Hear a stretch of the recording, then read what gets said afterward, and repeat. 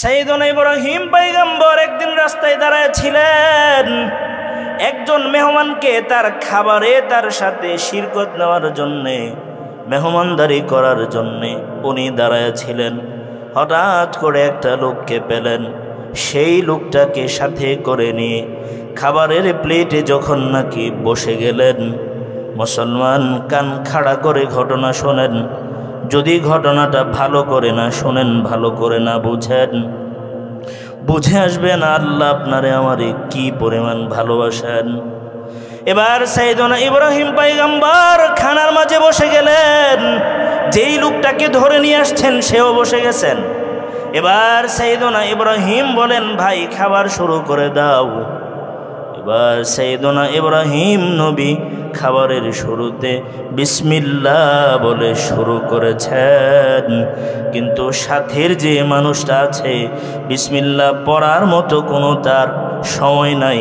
সে খাবারের প্লেটে বসলো আর একের পর এক লুকমা দিয়ে খাবার সেরে নিচ্ছে। হঠাৎ করে পয়গম্বর ইব্রাহিম নবীর রাগ উঠে গেছে। ডাক দিয়ে বলেন, হে আল্লাহর বান্দা, যে আল্লাহ তোরে এত সুন্দর করে বানাইলেন, সেই আল্লাহ তাআলা তোরে রিজিক দিলেন। তোরে আমি গিয়ে রাস্তা থেকে ধরে মেহমান হিসাবে নিয়ে আসলাম। আল্লাহর বান্দারে, খাবারের শুরুতে সে আল্লাহর নাম ছাড়া আল্লাহর দেওয়া রিজিক বক্ষণ করছিস। তুই তো আল্লাহ তাআলার অনেক বড় নাফরমান গোলাম। এবার এই লোকটা ইব্রাহিম নবীর কথা শুনে ইব্রাহিম নবীর দিকে তাকায় আছেন। ইব্রাহিম আলাইহিস সালাতু ওয়াস সালাম লোকটাকে দূর দূর করে তাড়ায়া দিলেন, চলে যা, উঠে যা। আল্লাহর কোনো নাফরমান আল্লাহর খলিলের সাথে খাবার খেতে পারে না। এবার ইব্রাহিম নবী লোকটাকে দূর দূর করে তাড়ায়া দিলেন। ক্ষণিক পরে আল্লাহ তাআলা জিবরিল আমিনকে পাঠিয়ে দিলেন। জিবরিল, যা রে যা, ইব্রাহিমকে গিয়ে তথ্যটা দিয়ে আসে। জিবরিল, যে নবী গো একটা বেলায় আপনার সাথে খাবারে বসলো, একটা বেলায় খাবারে বসে একটা বেলায় শুধু আল্লাহর নাম ছাড়া, আল্লাহর কথা ছাড়া, আল্লাহর স্মরণ ছাড়া সে খাদ্য গ্রহণ করেছে, এইটুকু বিষয় আপনার সহ্য হয় নাই। আল্লাহ তাআলা এই গোলামের 40 বছর, কোনো বর্ণনায় 60 বছর, কোনো বর্ণনায় 200 বছরের কথা আছে। 200 বছর যাবৎ আল্লাহ তাআলা তারে গোলামের খাবার খাওয়াচ্ছেন। কোনো দিন, কোনো সময়, কোনো মুহূর্তে ভুলেও সে আল্লাহর নাম নেয় নাই। সুবহানাল্লাহ, বাইত গিয়ে কইেন। এবার ইব্রাহিম আলাইহিস সালাতু ওয়াস সালামের কাছে জিবরিল এসে বলেন, নবী গো, আল্লাহ তাআলা বললেন বান্দাটা কি আপনার নাকি আল্লাহর? বলেন তো বান্দাটা কার? তো আল্লাহর নাম না নেওয়ার অপরাধে খাবারের প্লেট থেকে তাড়ায়া দেওয়ার মালিক আপনি ইব্রাহিম কেন হলেন? যে আল্লাহ তাআলা তারে প্রায় 200 বছর অথবা 60 বছর অথবা 40টা বছর, একটা বেলা, একটা মুহূর্তে, ক্ষণিকের জন্য আল্লাহর নামটা সে নেই নাই। এতদা সত্ত্বেও আল্লাহ তাআলা 3 বেলার মাঝে তার রিজিকের ব্যবস্থা আল্লাহ করে দিচ্ছেন। কোনো দিন, কোনো মুহূর্তে আল্লাহ তাআলা তার মুখের সামনে থেকে রিজিক আল্লাহ সরায়া নেন নাই। এই কথা শোনার পরে ইব্রাহিম নবী ঘাবড়ায় গেলেন। বুঝা গেল আমি ভুল করেছি। ইব্রাহিম নবী ওই লোকটার পেছনে পেছনে দৌড়াদৌড়ি শুরু করলেন। সুবহানাল্লাহ, পেছনে পেছনে দৌড়াই আর ডেকে ডেকে বলে, আল্লাহর গোলাম রে, যাইস না, যাইস না, দাঁড়া দাঁড়া, তোর সাথে আমার গুরুত্বপূর্ণ কথা আছে। এবার লোকটা ইব্রাহিম নবীর দিকে তাকায় বলে, ওই মিয়া, তুমি তো মনে হয় পাগল। রাস্তা থেকে টেনে নিয়ে গিয়ে খাবারের প্লেটে, খাবারের দস্তারখানে বসালা, ক্ষণিকের মাঝে খাবার শুরু করতে না করতেই দূর দূর করে তাড়ায়া দিলা, আবার সেই খাবার বন্ধ করে পেছন পেছন আমার তুমি দৌড়াচ্ছ। আসলে তোমার মাথা ঠিক আছে নাকি নাই? ইব্রাহিম নবী বলে, দাঁড়া রে দাঁড়া, ভাই যাস না আয় আয়, আজকে তোকে নিয়ে আমার খাবার খেতে হবে, তোরে ছাড়া খাবার খাওয়া যাবে না। টেনে টেনে নিয়ে আসছেন পয়গম্বর ইব্রাহিম নবী, টেনে টেনে নিয়ে আসছেন খাবারের প্লেটে। আবার উভয়ে যখন বসে গেলেন, ওই লোকটা ইব্রাহিম নবীরে বলে, ভাই এত সুন্দর চেহারার মালিক তুমি, এত সুন্দর চেহারা, এত ভালো মানুষের মতো দেখা যায়, বলো তো প্রথমে টেনে নিয়ে আসলে, আবার খাবারের মাঝখানে তাড়ায়া দিলে, আবার পিছন পিছন দৌড়ায়া আবার নিয়ে আসলে, বলো এই যে কাজগুলা করলে এর নেপথ্যে কারণটা কি আমারে বলো রে ভাই। এবার ইব্রাহিম নবী বলেন, এ আল্লাহর গোলাম, হ্যাঁ, যে আল্লাহর জন্যে তোরে আমি খাবারের প্লেট থেকে উঠায়া তাড়ায়া দিয়েছিলাম, তোরে তাড়ায়া দেওয়ার কারণে, যে আল্লাহর সন্তুষ্টির মানসিকতায় এই কাজটা করেছিলাম, তোরে তাড়ায়া দেওয়ার কারণে সেই আল্লাহ আমি ইব্রাহিমের ধমক দিয়া দিছে। কারণ কি জানিস রে জানিস? একটা মাত্র মুহূর্ত, একটা মাত্র বেলা আমার সামনে আমার পরম বন্ধু আল্লাহ তাআলার নাম না নেওয়ার কারণে ছড়ে আমি তাড়ায়া দিলাম। আর আমার আল্লাহ 40 বছর অথবা 60 বছর তোরে আল্লাহ প্রতিনিয়ত রিজিকের ব্যবস্থা করে দিচ্ছেন, অক্সিজেনের ব্যবস্থা করে দিচ্ছেন, ভুলেও কোনো দিন আল্লাহর নামটা স্মরণ করিস নাই। আল্লাহ ধমক দিয়ে বললেন, ইব্রাহিম বান্দাটা আমার, তোমার না। আমি আল্লাহরে স্মরণ না করার জন্যে শাস্তি দিতে হলে আমি আল্লাহ দেব, খাবারের প্লেট থেকে তুমি তাড়ায়া দেওয়ার অধিকার রাখো না। এবার বলেন তো, আল্লাহ তাআলা বান্দাদের প্রতি ভালোবাসা কম নাকি বেশি? বুঝে বলছেন তো? মাথাটা খাটায়া বলেন, আল্লাহ তাআলা মানুষের কম ভালোবাসেন নাকি অনেক অনেক বেশি? এবার এই কথা শোনার পরে লোকটা বসা অবস্থায় চক্ষু বে গড় গড় করে পানি জড়ায়া পড়ে। ইব্রাহিমের বলে, ইব্রাহিম চমৎকার একটা কথা বলেছে। ইব্রাহিম বিবেক এতদিন তালাবদ্ধ ছিল, বিবেকের তালা খুলে গেছে রে ইব্রাহিম। যে আল্লাহ আমারে এত এত বেশি ভালোবাসেন, সে আল্লাহ তাআলার নাম যে আমি নিলাম না, এর চাইতে বড় জুলুম আমার হায়াতে আর কিছু না। ইব্রাহিম রে, যে আল্লাহ আমার জন্যে তোমারে ধমক দিয়েছে, সে আল্লাহর সাথে আমার একটা গভীর পরিচিতি করা দাও। এবার আল্লাহ তাআলা বান্দা বান্দিরে এত বেশি ভালোবাসেন, ভালোবাসেন বলে বান্দা বান্দি দিবসে রজনীতে, সকালে দুপুরে বিকালে সন্ধ্যায় একের পর এক আল্লাহর নাফরমানি করে চলছে। এরপরেও আল্লাহ তাআলা বান্দা বান্দি গুলারে দূর দূর করায়া তারায়া না দিয়া আল্লাহ তাআলা বলেন, বান্দা বান্দি রে আয় আয়, আমি আল্লাহ তাআলা ক্ষমার দরজা খুলে তোদের জন্যে বসে আছি। এজন্য দুনিয়ার মানুষ চলাফেরায়, উঠা বসাই, কথাবার্তায়, সার্বিক শয়নে জাগরণে, সর্ব অবস্থায় আল্লাহর নাফরমানি করে। এটা আল্লাহও জানে। এজন্যে আল্লাহ তাআলা ক্ষমার ঘোষণা আগে দিয়েছেন, শাস্তির কথা আল্লাহ পরে বলেছেন। 15 নম্বর সূরাতুল হিজরের 49-50 নম্বর আয়াতে আল্লাহ বলেন, নাব্বি ইবাদি আন্নী আনাল গফুরুর রহিম। আল্লাহ বলেন, নবী গো, দুনিয়ার বান্দা বান্দিগুলারে জানায়া দেন,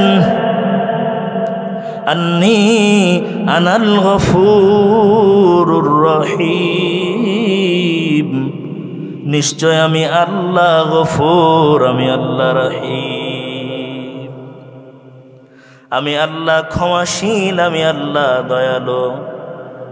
এরপরে আল্লাহ তাআলা পরবর্তী অবস্থাটাও জানায়া দিলেন, দুনিয়ার মানুষ, আমি আল্লাহর বিশাল দয়া থাকার পরেও যে মানুষগুলা নাফরমানি করতেই থাকে, আমি আল্লাহর দিকে ফিরে আসে না, আমি আল্লাহরে জানে না, আমি আল্লাহরে চেনে না, আমি আল্লাহরে বোঝে না, বোঝার চেষ্টাও করে না, তাদের জন্যে আমি আল্লাহ কঠোর শাস্তিও দিতে পারি। ওয়ান্নাল আযাবি হুয়াল আযাবুল আলীম। আল্লাহ তাআলা বলেন, দুনিয়ার মানুষে এই কথাটাও জেনে রেখো, নিশ্চয় আমি আল্লাহর আযাব বড়ই যন্ত্রণাদায়ক। নাউজুবিল্লাহ। জানাইছেন কে? আল্লাহ। কেন জানাইছেন? প্রথমে আল্লাহর দয়ার কথা বলছেন, আল্লাহ যে ক্ষমাশীল, আল্লাহ যে দয়ালু। এরপরে আল্লাহ শাস্তির কথা বললেন। তার মানে রাসূল বলছিলেন, সাবাকাত রহমতি আলা গদবি। হাদিসে কুদসিতে আল্লাহ তাআলা দুনিয়ার মানুষকে জানায় দিয়েছেন, দুনিয়ার বান্দা বান্দিরা রে, সাবাকাত রহমতি আলা গজবি, দুনিয়ার বান্দা বান্দি আমি আল্লাহর রাগের উপরে আমি আল্লাহর দয়া প্রাধান্য পেয়েছে। সুবহানাল্লাহ। আমি আল্লাহর দয়া, আমি আল্লাহর রাগের উপরে আমি আল্লাহর দয়া প্রাধান্য পেয়েছে। তার মানে মানুষ গুনাহ করে, নাফরমানি করে, দিবসের রজনীতে আল্লাহর নাফরমানি করে, আল্লাহ বিরোধী কাজ করে, আল্লাহ বিরোধী আইন পাশ করে, আল্লাহ বিরোধী সব কিছু করে। এরপরেও আল্লাহ ক্রোধান্বিত হয়ে মানুষগুলারে আল্লাহ একসাথে করে ধ্বংস করার ক্ষমতা থাকা সত্ত্বেও আল্লাহ কোনোদিন দুনিয়ার মানুষগুলারে একসাথে কোথাও ধ্বংস করে না। কারণ আল্লাহর রহমত আল্লাহর রাগের উপরে প্রাধান্য পেয়েছে, এজন্য এটা আল্লাহ তাআলা করেন। এজন্য আল্লাহ তাআলা ডাক দিয়ে বলেন, ইয়া আইয়ুহাল্লাযীনা আমানু, হে দুনিয়ার ইমানদার বান্দা বান্দিরা, তুবু ইলাল্লাহ, তোমরা আমি আল্লাহর দিকে ফিরে আসো। আমি আল্লাহর কাছে তাওবা করো, আমি আল্লাহর কাছে তাওবার মাধ্যমে ফিরে আসো। গতানুগতিক কোনো তাওবা নয়, তাওবাতান নাসুহা। আল্লাহ বলেন, একনিষ্ঠভাবে আমি আল্লাহ তাআলার কাছে তাওবা করো, ভুলগুলা স্বীকার করো বান্দা বান্দি। আমি আল্লাহ তাআলা তোমাদের জিন্দেগির যত গুনাহ আছে আমি আল্লাহ সব গুনাহগুলা ক্ষমা করে দেব। আসা রব্বুকুম আন ইউকাফিরা আনকুম সাইয়্যাতিকুম, তোমরা যদি একনিষ্ঠভাবে আল্লাহর দিকে ফিরে আসো, তওবা করো, আশা করা যায় আল্লাহ তাআলা তোমাদের পূর্বেকার যত গুনাহ ছিল সব গুনাহগুলো আল্লাহ মাফ করে দেবেন। সূরা আত-তাহরিমে আল্লাহ তাআলা ৮ নম্বর আয়াতে দুনিয়ার মানুষগুলা ভুল করেছে, অন্যায় করেছে, নাফরমানি করেছে, এরপরও আল্লাহ বলেন বান্দা বান্দি আয় আমি আল্লাহ তাআলার কাছে একনিষ্ঠ তওবা কর, আমি আল্লাহ পিছনের জীবনের সবগুলা গুনাহ আমি আল্লাহ মাফ করে দেব। ওয়ায়ুদখিলুকুম জান্নাতিন তাজরি মিন তাহতিহাল আনহার। ২ নম্বর পুরস্কার আল্লাহ তাআলা বলেন বান্দা বান্দিরে মরণের পরে আমি আল্লাহ তোদেরকে এমন জান্নাতে প্রবেশ করাবো যে জান্নাতের তলদেশ দিয়ে নদী সমূহ প্রবাহিত হয়েছে। পানির উপরে বাড়ি, নিচে পানি, দেখতে খুব সুন্দর লাগে। যাদের বাড়ির আশেপাশে নদী আছে, নদীর ঢেউ যারা দেখে প্রায় সময়, এদের কাছে আলাদা একটা ভাল লাগে। এটা ভাল লাগে না? আপনাদের এখানে তো মাঝে মাঝে পানি আসে না? বর্ষাকালে পানি আসে না? পানির স্রোতগুলা ভাল লাগে না? বেশ কিছুদিন আগে আমাদের রাস্তাটা ডুবে গেছিল, মনে আছে তো নাকি? বলে গেছেন নাকি? রাস্তাটা ডুবে গেছিল না? ডুবে গেছিল, পানিগুলো এভাবে দুল খাইতো, খুব ভাল লাগতো, ঠিক না কথা? তো আল্লাহ তাআলা যে জান্নাত আমারে আপনারা দেবেন, এই জান্নাতের তলদেশ দিয়ে, নিচ দিয়ে আল্লাহ তাআলা জান্নাতের অনেকগুলা আনহার মানে অনেকগুলা নহর আল্লাহ প্রবাহিত করে রেখেছেন। সুবহানাল্লাহ। কি করলে আল্লাহ পুরস্কার দিবেন? তাওবা করলে, একনিষ্ঠ তাওবা। কি ধরনের তাওবা? একনিষ্ঠ তাওবা। আপনি শুধুমাত্র মরার আগে বা মোটামুটি মরার সময় হয়েছে অথবা কঠিন অসুস্থ, আপনি বাস মসজিদের ইমাম সাহেবকে ডেকে নিয়ে আসলেন, নিয়ে আসি ইমাম সাহেবকে তাড়াতাড়ি আনার পরে ইমাম সাহেবকে বললেন হুজুর আমার একটু তওবাটা ফরায় দিন। তওবা ফরানোর জিনিস না। তওবা কি পড়ানোর জিনিস? ইমাম সাহেবকে হায়ার করে আপনি নেবেন, তাওবা পড়ায় দিবে, বিষয়টা এমন না। তাওবা পড়ানোর জিনিস নয়। 4টা শর্ত মেনে যারা তাওবা করে, এই তাওবাকে তাওবাতুন নাসুহা বলে। কি বলে? তাওবায়ে নাসুহা। 4টা শর্ত। কয় শর্ত? 1 নম্বর গুনাহ থেকে ফিরে আসা, অর্থাৎ গুনাহ থেকে বিরত থাকা, বিরত হয়ে যাও। 2 নম্বর গুনাহের জন্য অনুতপ্ত হওয়া। রাসূল সুনানে ইবনে মাজার বর্ণনায় আসছে আত-তাওবা আন-নাদামা, মানে অনুতপ্ত হওয়াটাই হলো তাওবা। সুবহানাল্লাহ। অনুতপ্ত হওয়া। 3 নম্বর আর গুনাহ না করার দৃঢ় সংকল্প করা, আল্লাহ জীবনে আর কোনোদিন গুনাহ করব না, দৃঢ় সংকল্প গ্রহণ করা, দৃঢ় সংকল্প। 4 নম্বর বান্দার কোনো হক যদি থাকে, বান্দার কোনো হক যদি থাকে সেটাকে পুরা করা। অন্যথায় আপনি গুনাহ করছেন আল্লাহর সাথে, যে বিষয়গুলো আল্লাহর হুকুম বিধিবিধানের সাথে, সেগুলোর জন্য আল্লাহ ক্ষমা করবেন। একজনের আইল কেটে ফেলছেন, একজনের টাকা নিয়েছিলেন মেরে দিছেন, একজনকে ধোঁকা দিছেন, অন্যের জমি নিজের নামে জবরদস্তি করে কোনো পলিসি করে নিজের নামে লিখায় নিছেন, এগুলো আল্লাহ মাফ করবে না। এগুলা বান্দার হক, হাক্কুল ইবাদ। হাক্কুল ইবাদের চাইতে বান্দার হকের চাইতে শরিয়া ইসলামের ভেতরে এর চাইতে গুরুত্বপূর্ণ এবং এর চাইতে সিনসিয়ার কোনো বিষয় ইসলামে নাই। এটা খুবই গুরুত্বপূর্ণ, এটা মাথায় রাখতে হবে। তার মানে 4টা শর্ত। গুনাহ থেকে বিরত থাকতে হবে, গুনাহের জন্য অনুতপ্ত হওয়া লাগবে, গুনাহ না করার দৃঢ় সংকল্প করা লাগবে, এবং বান্দার হক থাকলে সেটাকে মিটমাট করা লাগবে যার সাথে আপনার সমস্যা তার সাথে। কথা কি বুঝে আসছে? বুঝতেছেন কথা? সূরা আত-তাওবাতে আল্লাহ প্রথম ইমানদারের গুণ, জান্নাতের সুসংবাদপ্রাপ্ত মুমিনদের গুণ আল্লাহ এটাই বলছেন, আত-তাইবুন,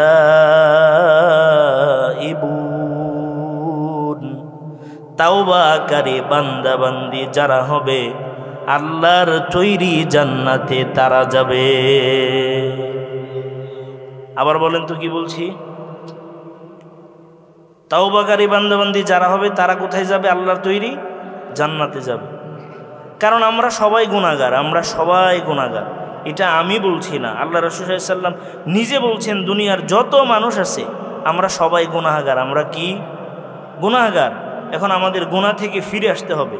সুনানে ইবনে মাজার 4251 নম্বর হাদিসে আল্লাহ রাসূল বলেন, কুল্লু বানি আদমু খাত্তা, দুনিয়ার আদমের প্রত্যেকটা সন্তান গুনাহগার। ও খায়রুল খাত্তাইন আত-তাওয়াবুন, আর দুনিয়ার মানুষের মাঝে গুনাহগারদের মাঝে ওই মানুষগুলো আল্লাহর কাছে সবচাইতে দামি যারা নাকি গুনাহ হওয়ার পরে তৎক্ষণাৎ তাওবা করে নেয়। এজন্য রাসূল বলেন, আত-তাইবু মিনাজ যামবি কামাল্লা যামবা লা। সুনান ইবনে মাজার 4250 নম্বর হাদিস, রাসূল বলেন, গুনাহ থেকে তাওবাকারী মানুষটা এমন যেমন তার জীবনে কোনো গুনাহ ছিল না। যে গুনাহ থেকে আল্লাহর কাছে তাওবা করে নিল তার অবস্থা এমন যেমন তার জীবনে কোনো গুনাহ ছিল না। হাদিসে কুদসিতে সহিহ মুসলিমের বর্ণনা, আল্লাহর রাসূল সাল্লাল্লাহু আলাইহি ওয়াসাল্লামের মাধ্যমে আল্লাহ বলেন, ইয়া ইবাদি ইন্নাকুম তুখতিউনা বিল-লাইলি ওয়ান-নাহার। আল্লাহ তাআলা হাদিসে কুদসির মাধ্যমে দুনিয়ার মানুষদেরকে ডাক দিয়ে বলেন, দুনিয়ার মানুষেরা রে, নিশ্চয়ই তোমরা দিবসে রজনীতে গুনাহ করো, পাপ করো, অন্যায় করো, ভুল করো। ওয়া আনা আগফিরুদ যুনুবা জামিআ, আর আমি আল্লাহ তোমাদের সবগুলা গুনাহ ক্ষমা করি। ফাস্তাগফিরুনি আগফির লাকুম, বান্দা বান্দি রে, আমি আল্লাহর কাছে তাওবা করো, ক্ষমা চাও, আমি আল্লাহ তোমাদের জিন্দেগীর গুনাহগুলা ক্ষমা করে দেব। কখন ক্ষমা চাইবেন, কতক্ষণ ক্ষমা চাইবেন, কতক্ষণ টাইম? আল্লাহ রাসূল বলেন, রাসূলুল্লাহ সাল্লাল্লাহু আলাইহি ওয়াসাল্লাম বলেন, তাওবা ততক্ষণ পর্যন্ত কবুল হয় মা লাম ইউগরগির, যতক্ষণ মৃত্যুর যন্ত্রণা শুরু না হয় ততক্ষণ তাওবা আল্লাহর কাছে কবুল হয়। এখন বলেন তো আপনারা কবে মারা যাবেন? বলেন বলেন, কবে মারা যাবেন? দিন তারিখ জানা আছে তো? জানা থাকলে তো তখন করলেই হতো। যদি না জানা থাকে, মাহফিলে থাকা অবস্থায় মরণ হওয়ার সম্ভাবনা আছে না নাই? বাড়িতে যাওয়ার আগে মরণ হওয়ার সম্ভাবনা আছে না নাই? ঘুমানোর পরে ঘুম থেকে না জাগার সম্ভাবনা আছে না নাই? যদি থেকে থাকে, তাওবা বুঝি মরণের আগে করা লাগবে নাকি এখন করা লাগবে? এই মুহূর্তে মনে মনে আল্লাহরে ডেকে ডেকে বলেন, মালিক রে, জীবনের শুরু থেকে আজকের দিন পর্যন্ত এত গুনাহ করেছি মালিক, লজ্জা হয়, লজ্জা হয়। তুমি মালিকের কোন মুখে ডাক দিব? এরপরেও তোমার রাসূল জানাইলেন, লাউ আতাইতানি বিকরাবিল আরদি খাতায়া সুম্মা লাকিতানি লা ইউশরিক বি শাইআ লা আতাইতুকা বিকরাবিহা মাগফিরা। এই আলোচনার মাধ্যমে আমরা আল্লাহর কাছে তাওবা করার যে নীতিমালা সেটা আমরা পেয়ে গেলাম। আল্লাহর রাসূল সাল্লাল্লাহু আলাইহি ওয়াসাল্লামের মাধ্যমে আল্লাহ জানাইলেন, দুনিয়ার বান্দা বান্দি রে, তোমার গুনাহগুলা যদি পৃথিবীর সমপরিমাণ হয় আর সেই গুনাহগুলার মাঝে যদি শিরকের গুনাহ না থাকে, তবে তোমার গুনাহ যত বেশি হবে আমি আল্লাহর মাগফিরা, ক্ষমা এর চাইতে বেশি নিয়ে তোমার সাথে সাক্ষাৎ করব।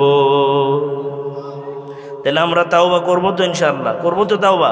তাওবা করবো তো ইনশাআল্লাহ? তাওবা আজকে থেকেই শুরু, এখন শুরু। এখন মাহফিলের শেষে রোনাজারের মাধ্যমে তাওবা করার মাধ্যমে আজকের মাহফিলকে আমরা সমাপ্ত করব ইনশাআল্লাহ। নিয়ত আছে তো? তাওবা আমরা সব সময় করব, ইস্তেগফার সব সময় করব, গুনাহ থেকে বেঁচে থাকব, প্রকাশ্য গোপনে যাবতীয় গুনাহ থেকে নিজেদেরকে বাঁচিয়ে রাখার সর্বাত্মক প্রাণান্তকর চেষ্টা ইনশাআল্লাহ আমরা করব। আমি তো জানি না পাবো কি পাবো না, আল্লাহ তোমার দয়া সেরা জান্নাত।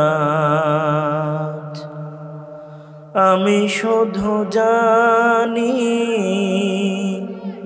নরকের অগ্নি সইতে পারবো না কোনো দিন রাত। আমি তো জানি না পাবো কি পাবো না, আল্লাহ তোমার দয়া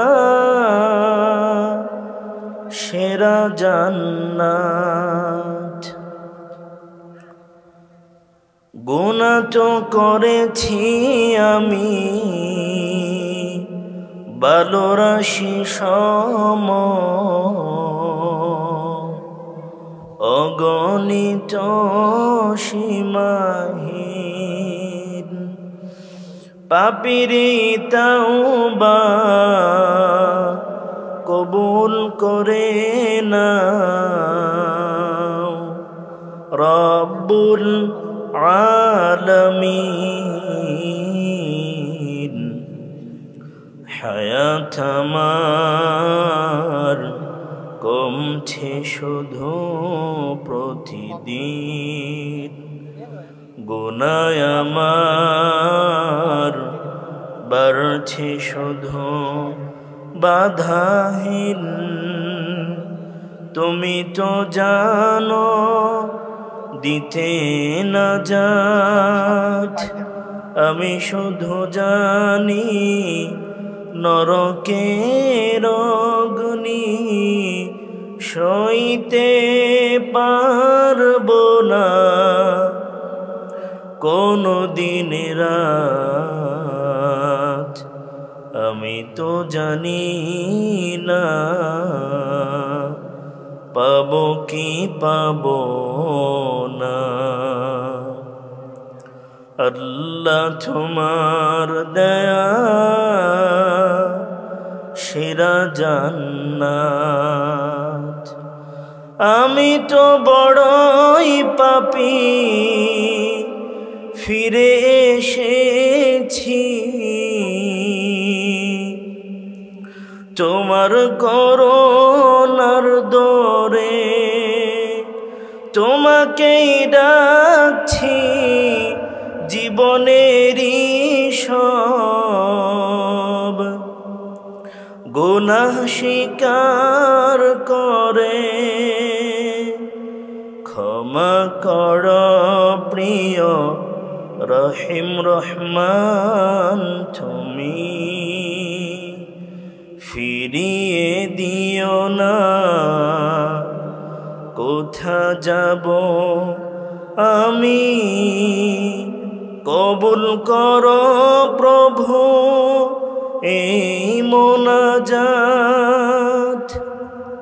আমি শুধু জানি নরকের অগ্নি সইতে পারবো না কোনো দিন রাত। আমি তো জানি না পাবো কি পাবো না, আল্লাহ তোমার দয়া সেরা জান্নাত। আমি তো জানি না পাবো কি পাবো না,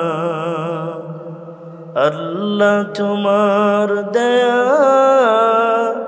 সেরা জান্নাত।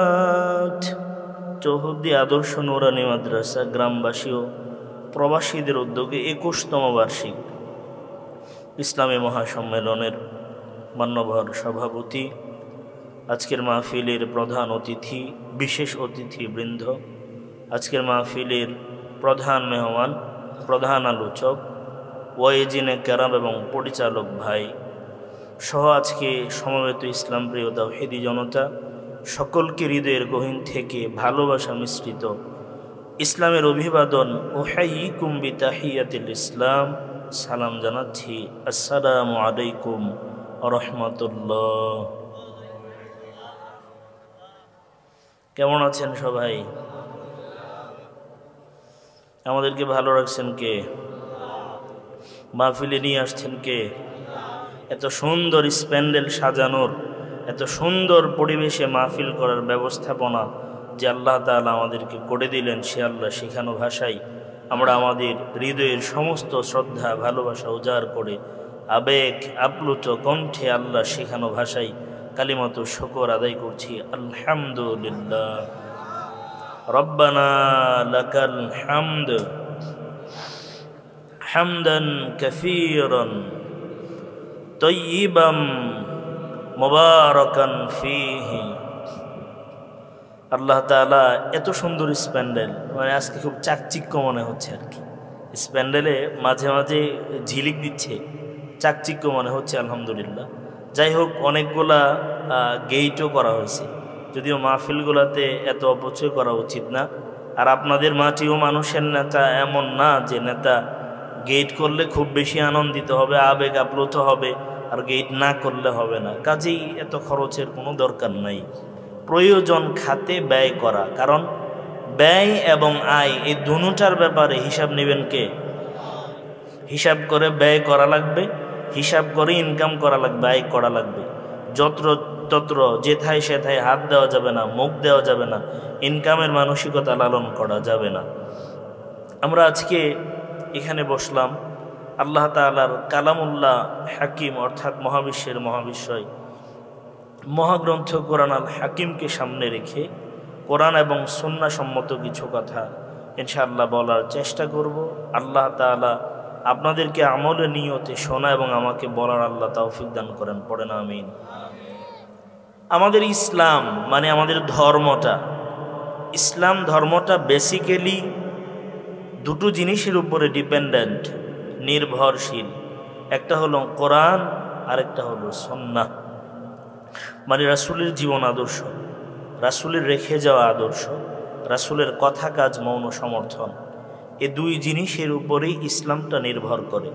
এরপরে এজমা এবং কিয়াস পরবর্তী ধাপ, কিন্তু বেসিক্যালি মৌলিকভাবে দুই জিনিসের উপরেই ইসলামটা কিন্তু নির্ভরশীল, কোরআন এবং সুন্নাহ।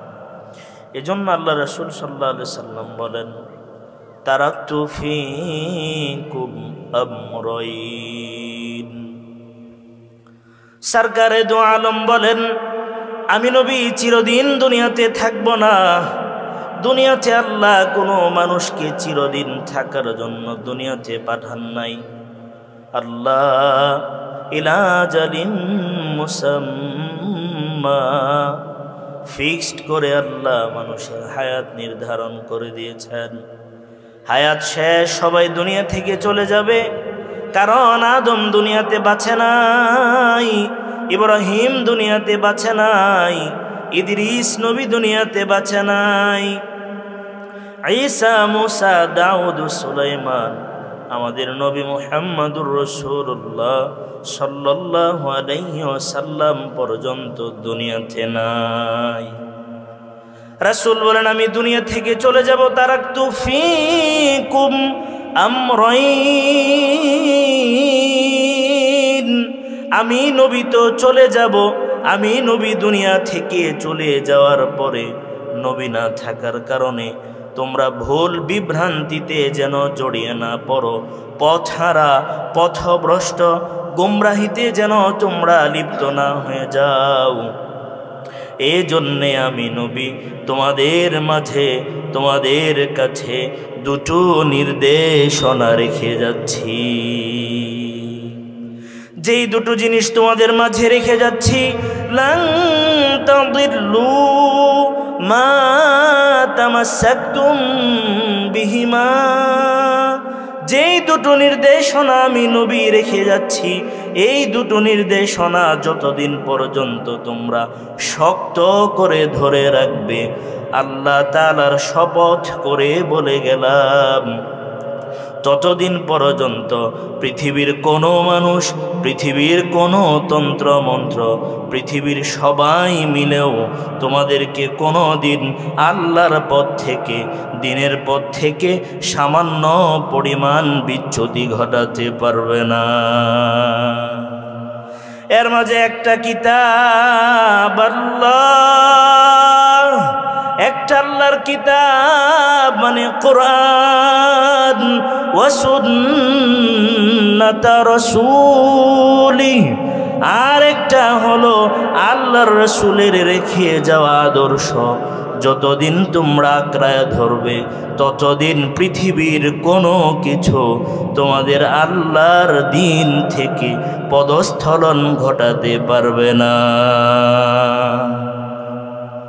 এজন্য আল্লাহ তাআলা কোরআন আল হাকিমে সূরাতুল হাসরের 7 নম্বর আয়াতের মাঝখানে আল্লাহ বলেন, মা আতাকুমুর রাসূলু ফাখুযু,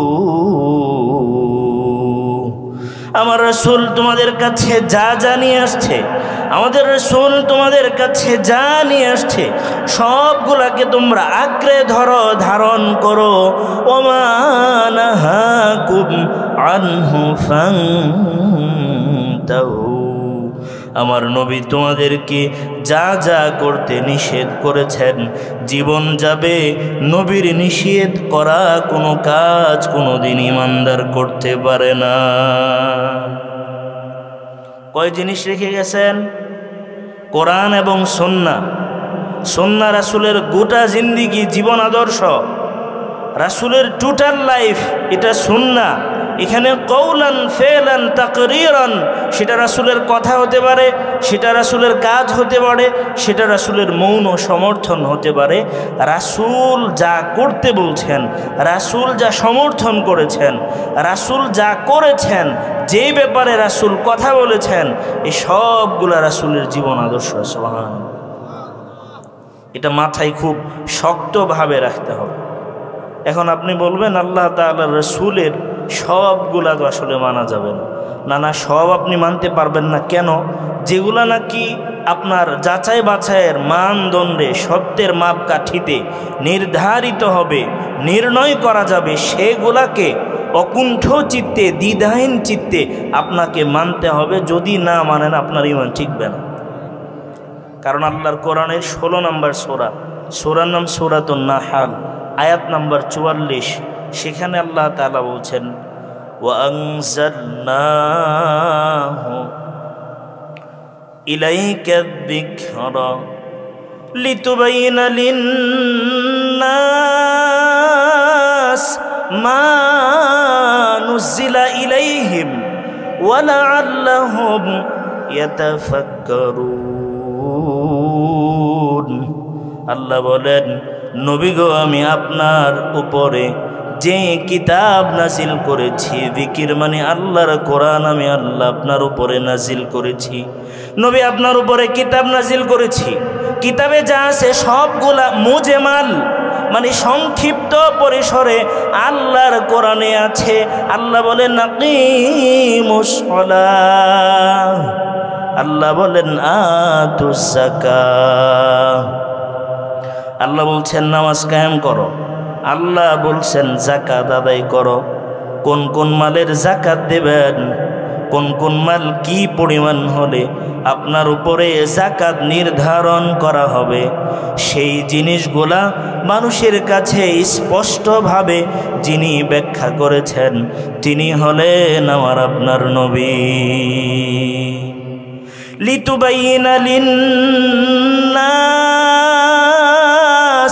কোরআন আমি আপনার উপরে এই জন্যে নাজিল করেছি যাতে করে কোরআনের বিধানগুলা মানুষের কাছে সবিস্তারে বিশ্লেষণ করে মানুষের কাছে নলেজ দিতে পারে। মা নুজিলা ইলাইহিম, তাদের কাছে যা কিছু নাজিল করা হয়েছে, তাদের দিকে যা যা বিধান আল্লাহ নির্ধারণ করেছেন, আর আপনি যখন নাকি স্পষ্টভাবে বিশদ আকারে ব্যাখ্যা বিশ্লেষণ করবেন, ওয়ালা আল্লাহুম ইয়াতাফাক্কারুন,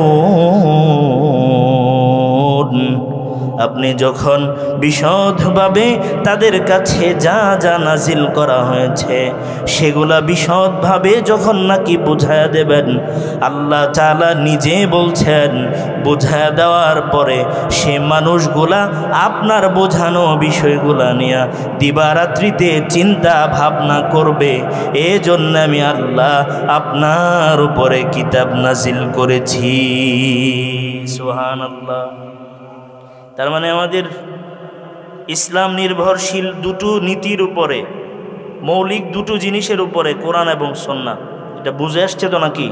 এজন্য আমরা কোরআন সুন্নাহর বাহিরে অন্য কোনো কথা বলবো না ইনশাআল্লাহ।